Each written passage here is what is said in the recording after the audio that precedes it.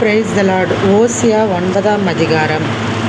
இஸ்ரவேலே, மகிழ்ச்சியாயிராதே, மற்ற ஜனங்களைப் போல் களி கூறாதே.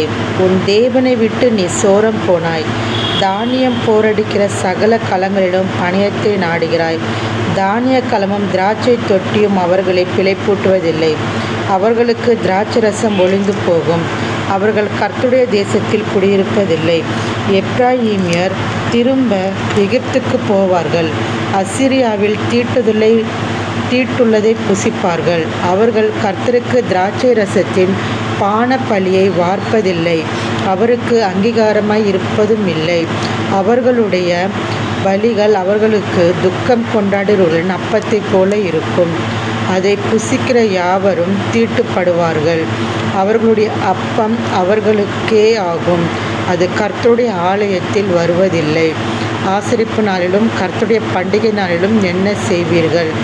இதோ, அவர்கள் பால் கடிப்புக்கு தப்பும்படி போய்விட்டார்கள். எகிப்து அவர்களை சேர்த்து கொள்ளும். பட்டணம் அவர்கள் அடக்கம் பண்ணும். அவர்களுடைய வெள்ளி இருந்த விருப்பமான இடங்கள் காஞ்சொரிகளுக்கு சுதந்திரமாகும். அவர்களுடைய வாசஸ்தலங்களில் முட்செடிகள் முளைக்கும். விசாரிப்பின் நாட்கள் வரும், நீதி சரிக்கட்டும் நாட்கள் வரும் என்பதை இஸ்ரவேலர் அறிந்து கொள்வார்கள். உன் மிகுதியான அக்கிரமத்தினாலேயும் மிகுதியான பகையினாலேயும் தீர்க்கதரிசிகள் மூடரும் ஆவியை பெற்ற மனுஷர்கள் பித்தம் கொண்டவர்களுமாய் இருக்கிறார்கள். எப்பிராயீமின் காவற்காரர் என் தேவனோடு எதிர்த்து நிற்கிறார்கள். தீர்க்கதரிசி தன் வழிகளில் எல்லாம் குருவி பிடிக்கிறவனுடைய கண்ணியாகவும் தன் தேவனுடைய ஆலயத்திலே பகையாளியாகவும் இருக்கிறான். கிபியாவின் நாட்களில் நடந்தது போல அவர்கள் தங்களை மிகவும் கெடுத்து கொண்டார்கள். அவர்களுடைய அக்கிரமத்தை அவர் நினைப்பார், அவர்களுடைய பாவங்களை விசாரிப்பார். வனாந்திரத்தில் திராட்சை குலைகளை கண்டுபிடிப்பது போல இஸ்ரவேலை கண்டுபிடித்தேன். அத்திமரத்தில் முதல் தரம் பழுத்த கனிகளைப் போல உங்கள் பிதாக்களை கண்டுபிடித்தேன். ஆனாலும் அவர்கள் பாகால் பேயோர் அண்டைக்கு போய் லட்சையானதற்கு தங்களை ஒப்புவித்து தாங்கள் நேசித்தவைகளைப் போல தாங்களும் அருவருப்புள்ளவர்களானார்கள். எப்பிராயீமின் மகிமை ஒரு பறவை போல் பறந்து போம்.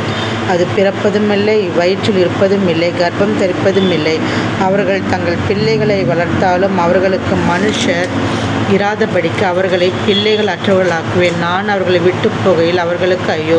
நான் எப்பிராயீமை தீர்வின் திசை மட்டும் இருக்கிறதை பார்க்கிற போது அது நல்ல வசதியான ஸ்தலத்தில் நாட்டப்பட்டிருக்கிறது. ஆனாலும் எப்பிராயீமர் தங்கள் குமாரரை கொலை செய்யும் இடத்தில் வெளியே கொண்டு போய் விடுவார்கள். கர்த்தாவே, நீர் அவர்களுக்கு கொடுப்பதை கொடும். அவர்களுக்கு விழுந்து போகிற கர்ப்பத்தையும் பாலற்ற முளைகளையும் கொடும். அவளுடைய பொல்லாப்பை எல்லாம் கில்காலிலே நடக்கும்.